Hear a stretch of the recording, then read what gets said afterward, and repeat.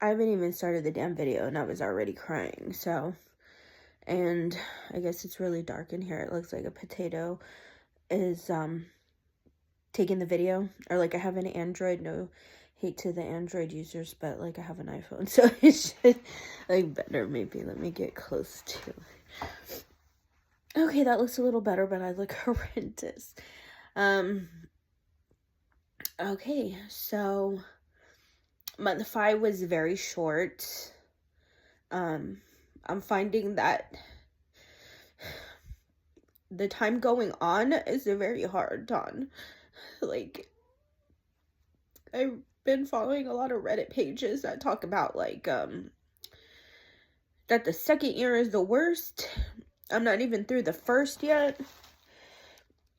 Tomorrow is 6 months since you left. And I just cannot. Like, 6 months to say that is just...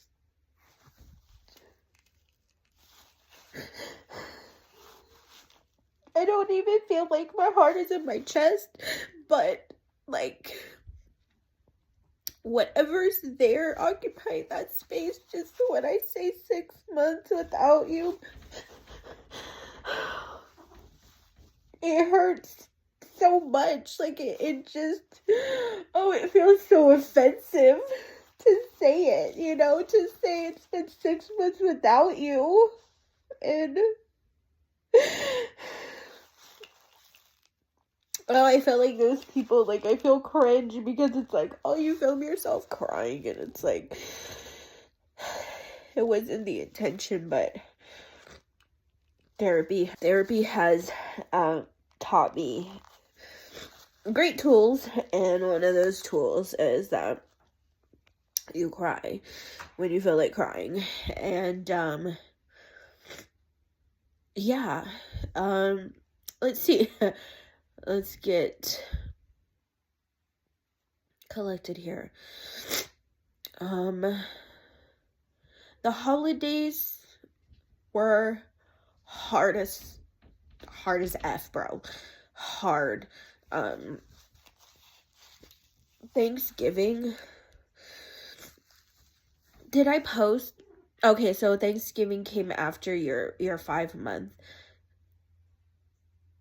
No. Thanksgiving came first. I don't remember if I talked about Thanksgiving on my last post, but Thanksgiving was so whack. We had Nona and Popo, and I mean pretty much everybody. Uncle Josh, Aaron, and Yvette came, and I cooked. Dad cooked the turkey wrong. He like, it was just the vibe was off, you know. It was like we tried, I tried to be festive, but you know, like when I really discovered that like you really just have to be authentic, because when you try to force things that like you really shouldn't force, like holidays and like being festive and things like that, it just doesn't work out well. And I just feel like the food wasn't great. Dad cooked the turkey wrong, like I said, which has literally never happened. But I give him grace because you know, it's different this year. So he cooked the turkey upside down. So yeah, that was that. We ate. Nobody even touched the desserts. Like, that bothered me a lot. Nobody felt like sweets, but that just told me about the vibe. That, oh, the tears are falling even when I'm not really crying. That told me the vibe, right then and there, when nobody wanted to eat dessert. So I was like, okay, the party's over. So the chickens really enjoyed it, though. All the leftovers, they ate them for like days after. And I hoped you had gotten a kick out of that. So that was lame. Your birthday, and so when I did month 5, you know, catch up, I did your birthday, because it was your month 5 since you've been gone was literally the day before your birthday. Those 2 days were hard as F. I literally, I had to work, which was so hard, but it was also a good distraction. Because when I wasn't working, I was sobbing. I was just sobbing, which I allowed myself, but I kept trying to remind myself, we're here to visit these feelings. We're not here to live in these feelings. But they were definitely staying the night, for a couple of days. And that was another thing that I came to realize, is that I have to, learn to get comfortable, I guess, with being depressed for a few days and like just really sitting in that, because it's technically not living in the feelings, because it's not, but sometimes they have to stay there for a couple of days, unfortunately, and I guess that's just part of the process. So I'm leaning into that and trying to just do that. Me and Dad hit a rough patch that week of your birthday. I don't know.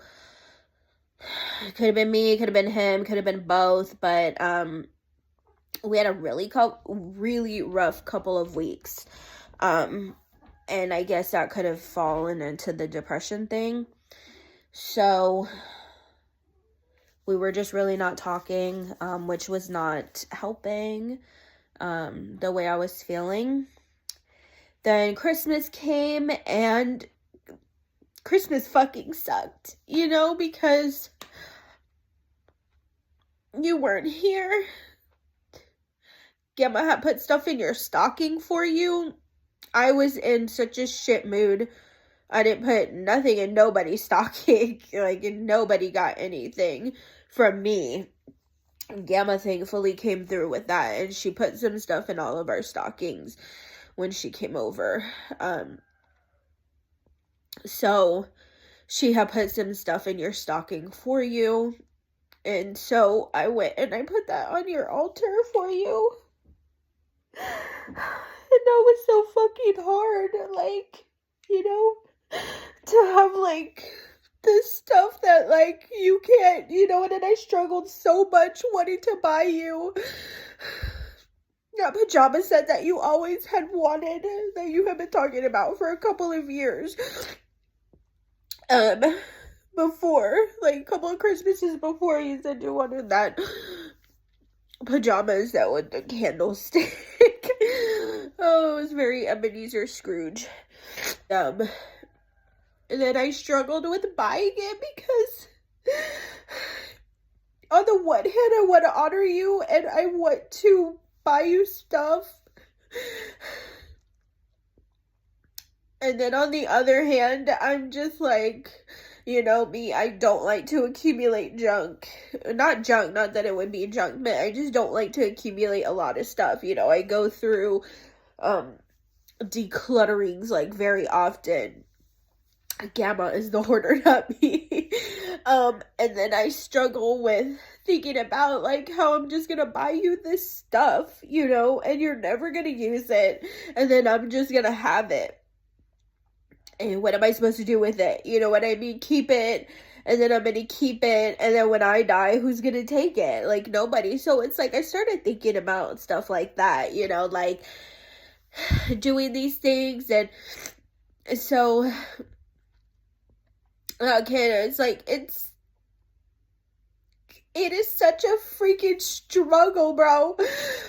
And I just feel not many people talk about, their grief. They keep it internalized, and my therapist will tell me, tell people how you're feeling, but it's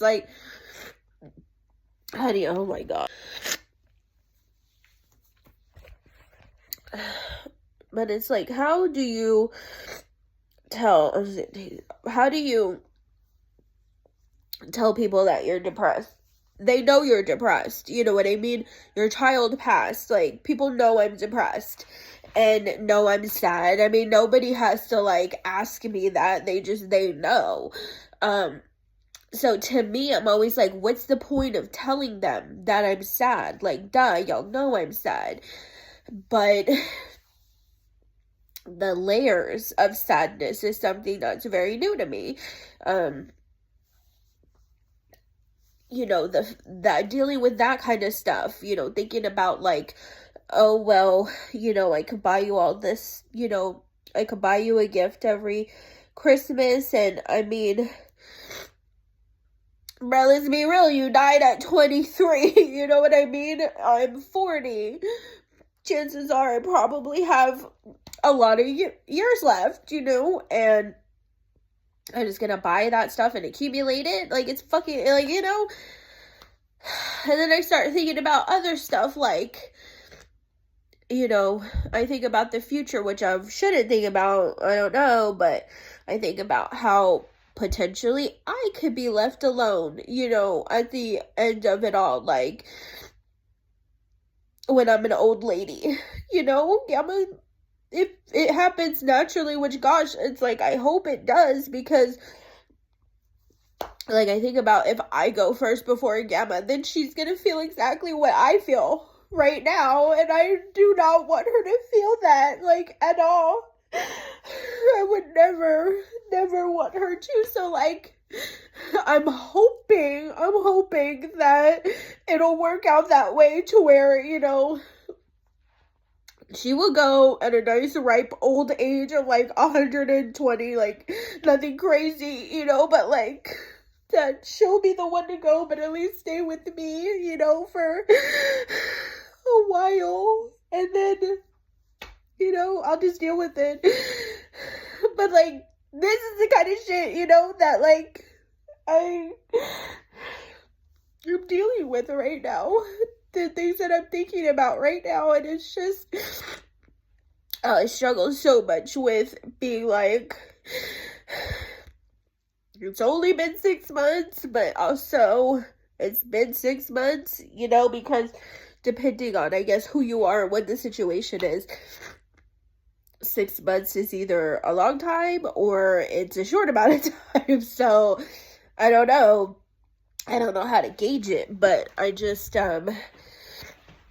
hard to gauge, you know, what 6 months is exactly, if it's a long time or a short time, but either way, 6 months without you has friggin' sucked. Yeah, told you this morning that I hope that one day, you will look in on me and I won't be crying. I don't know when that day's gonna come though, kid, like, I really don't. And then yesterday, we had a meeting at work, and we met a new person who started. This adorable girl. She's 22. You know, we had our Zoom meeting. We ought to be on camera, and which like never happened. So we had to be on camera, and I saw her, and she's so cute. She's 22. And she reminds me of you so much. When she said she was 22, I was just like, my eyes lit up, and I'm like, I hope I didn't look creepy, but I mean, once I found out she was 22, after she had spoken for a few minutes already, I was just like, oh my gosh, like, she was so well spoken for 22. She has such a good head on her shoulders, and she just reminded me. She reminded me of you so much. And I said to her afterwards that, you know, it was so refreshing to see somebody like that at that age. You know, she's a psychology major, and it just made me think about you and about all of your dreams. The fact that you won't see you graduate college, you know. And you were so close to finishing, bro, so close. But I just think about all the things that we were both robbed of, you know, your life, your dreams, your goals, your everything that you had is just gone, and me being able to, like, see that pan out for you is gone, and it's just, oh, it sucks, you know. It sucks so much. It's just, I can't even say if it's unfair because I don't know what fair is. I just know that, like, it fucking sucks. Like, it just fucking sucks. It fucking sucks. You know, losing your child. Ugh. Alright, we'll go ahead and wrap this up. So 6 months in, it still fucking sucks. I feel like it sucks more because, oh god, I look like a frog. I feel like 6 months sucks more because you are more aware of your feelings. You are coming out of that shock fog of, like, the initial couple of months of being like, what the hell is going on? So month 6, you're really starting to, like, settle. And a lot of people said that's what year 2 was for them. So I guess, lucky me, I'm just fucking advanced. I don't know. But, I feel like that whole self-awareness, like, settling into, like, this is my life now. Like, this is my life. This is me attempting to find joy where I can, when I can, however I can. That isn't hard drugs or being very reckless or endangering my life or anybody else's life, you know? Trying to keep my mind occupied because I do find that when I am just chilling and I'm not focused on something, I'm thinking about you. I'm thinking about you. I'm missing you. You know, the usual. Crying, you know. I decided I was going to pour myself into learning how to do acrylics really well. And then seeing where that takes me. I thought that, you know, if I practiced a lot and got really good, maybe in like a year or so, after, you know, I've had sufficient practice, I will, you know, look into getting a license for it, and then, you know, maybe like doing it as like a side hustle. I don't know. I didn't think that far into it. I just know I have a practice mat in my Amazon cart, and I have some nail stuff coming from Shein, my favorite. And yeah, like, just on my off time, you know, on my off times, I'll be practicing. And that'll just be a new hobby, whatever, that I get into, because honestly and truly right now, like, I just don't want to do anything. I don't want to go anywhere. I told myself, and I told Gamma, 2025, I'm going to travel. I don't give a fuck. But I don't want to. I don't want to right now. And I'm not going to force myself to do anything I don't want to do. So I'm going to just lean into the things that are feeling very instinctive to me, because that's what I operate off of. So yeah, that's new to me. You already know that Gamma is living on her own, working. I think it's so cool how you make yourself so widely known to her. I noticed that she, and only because I haven't really paid attention, because my mind is I have other things that occupy my time, so I'm not always ultra aware when you're around or when you're making your presence known to me. Sometimes, I'm sorry for that. But Gemma, she is always aware. It's great. It reminds me of Rita when Tasha died, and how she was just ultra aware. I guess that's a grandparent thing, which is so so adorable. But she says literally every time she gets in the car to go somewhere, Post Malone Sunflower comes on, which is like her song for you. And she says it lets her know. And I mean, yeah, it does. Like, every single time you get in the car, girl, like, you know, but it does. I've seen it. And she's decorating her place to be nothing but sunflowers because she wants you to visit there often and feel comfortable to just be there. And I agree.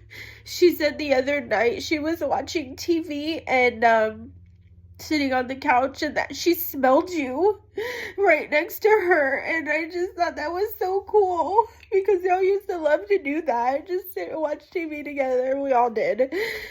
It was our number one thing to do.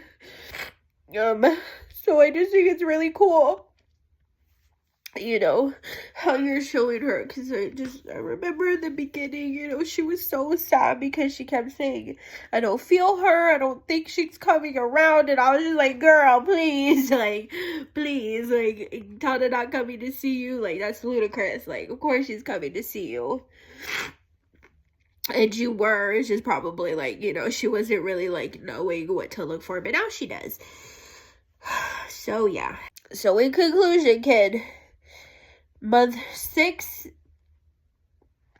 going into month 6 is, it's been rough. There's a lot of rough shit going on in the world too, bro. I know you can see that. So yeah, there's just a lot going on. There's a lot going on, and on top of it, dealing with overwhelming grief is, it's been interesting. So, yeah. But I love you so, so much. I miss you beyond comprehension. Like, beyond comprehension. And, yeah, that's month 6, unfortunately. I will see you month 7.